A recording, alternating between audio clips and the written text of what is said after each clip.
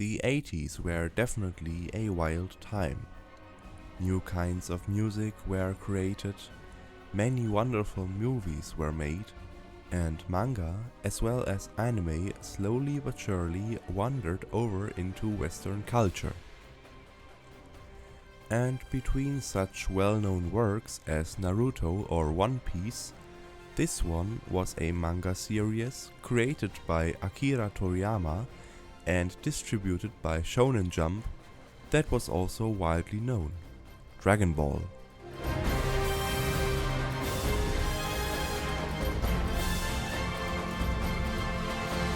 Although I haven't actually watched Dragon Ball since I was a child, I now read all of Classic, Z and also Super. Of course, you have to differentiate between the anime and the manga first. The fact that I read through the manga in a few days shows again that the series now actually means something to me. When you start the series, it begins relatively slow.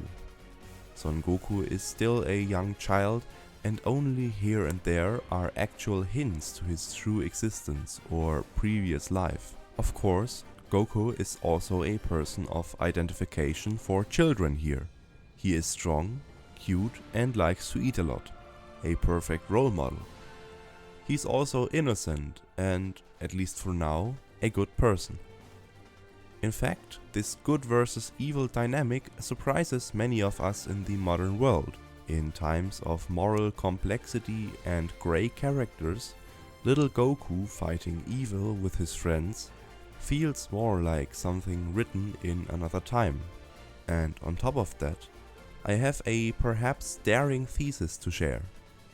Sheer strength and the element of the quote-unquote superhuman just don't matter much anymore. Viewers are much more interested in philosophical concepts or big webs of plot.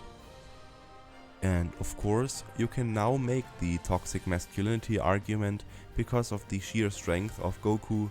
However, come on, the manga was written in the 80s. Dragon Ball reminds us of a bygone era. A time when one constantly has to understand the complex systems of our gigantic planet, but these simplest dichotomies allow us to take a break from reality.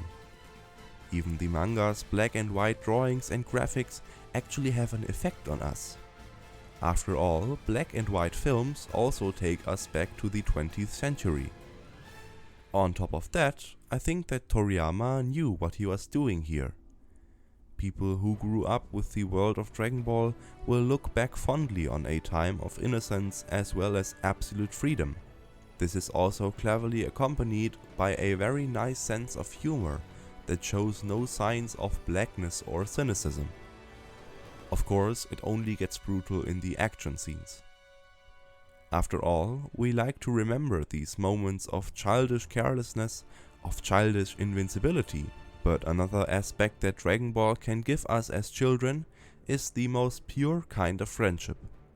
The friendship between Goku and Bulma, or between him and Kirin, as another fighter but also rival. No sneaky thoughts or malicious tension can be found here, which of course sounds like a very one-dimensional work at first glance, but Dragon Ball gains its enormous depth from other sources. One of them is clearly the world building. Already on the first pages of the manga, you will witness a breathtaking world. We are in the jungle and a little boy with a monkey tail is climbing trees. Already quite bizarre for some, but as soon as that boy catches a fish that is 3 times his size, you eventually get an understanding of the wild ride that you have embarked on with this manga. Hello everyone, thank you so much for watching. Since I only really discovered Dragon Ball a few months ago, making this video definitely brought me a lot of joy. And for the people who have known Dragon Ball since childhood, I really envy you. Well, only one more thing to say. Don't forget to subscribe to this channel so you never miss a video. I wish you a nice April.